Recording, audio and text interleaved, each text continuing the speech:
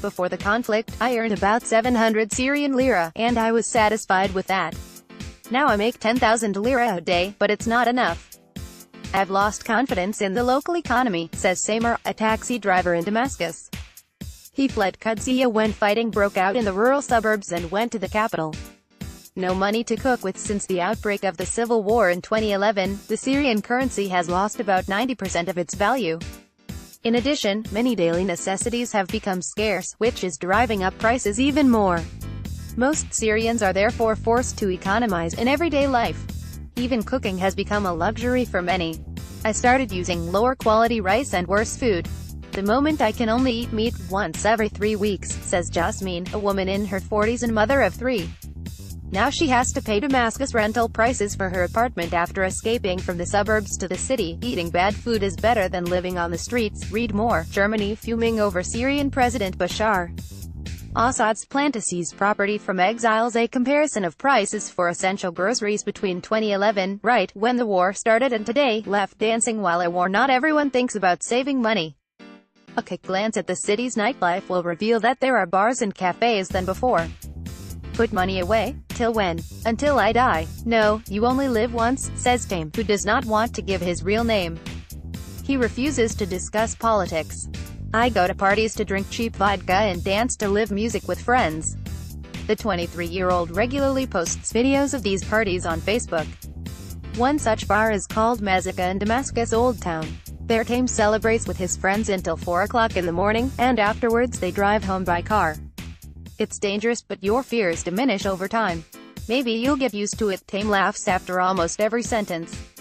Perhaps it is the only way to ignore the apocalyptic vision of his future. Read more. Syria, rocket fire kills at least 35 in Damascus shopping area. In this club in Damascus, people dance late into the night. Lost industries. Since the war began, there's been little reliable data on the state of the Syrian economy. But one thing is clear, entire professions and industries have vanished. Furniture stores, once ubiquitous, have closed down. Tourism and travel agencies have also disappeared. The black economy, however, is flourishing. Transport firms move goods back and forth between the rebel areas and government districts, giving bribes to soldiers and representatives of all parties to the conflict, so they can organize secret journeys. They then profit by selling scarce goods, such as gas for cooking, to the highest bidder. The government, on the other hand, tries to play up positive news. Syria's pharmaceutical exports have increased, and 4 new pharmaceutical laboratories were approved in 2017, the government newspaper Al Thara cites an employee of the Ministry of Health as saying. But you cannot verify if this information is correct.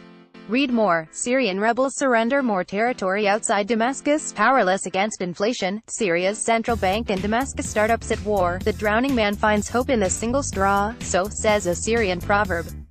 Despite being in the middle of a civil war, some Syrians attempt to create something new. Young people launch startups. Geographically, the startups are limited to Damascus, Aleppo and, more recently, Homs. But they only exist if the funding is provided by international organizations, and, even then they are only small experiments, explains Main Elema, who now works as a project manager in Germany.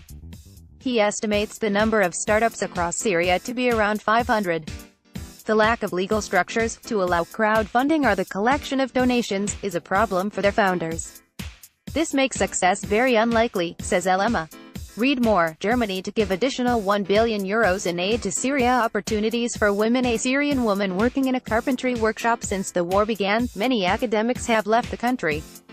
While it is a loss for the Syrian economy, it also offers opportunities. Many Syrians have emigrated to Europe and some of them now have good career opportunities there, says Elema. If the situation in Syria improves, a significant amount of know-how will return to the country. In Syria, women now work in professions that used to be exclusively the domain of men. During a series of surveys on Syrian companies, the local newspaper Al Aim found that women make up 58.3% of the workforce. The newspaper is considered to be close to the government, but the Syrian Statistical Office does not recognize the survey results. In the coastal town of Tartus, women today work as street vendors, minibus drivers or car mechanics, while in Damascus they are often taxi drivers. This is a completely new phenomenon.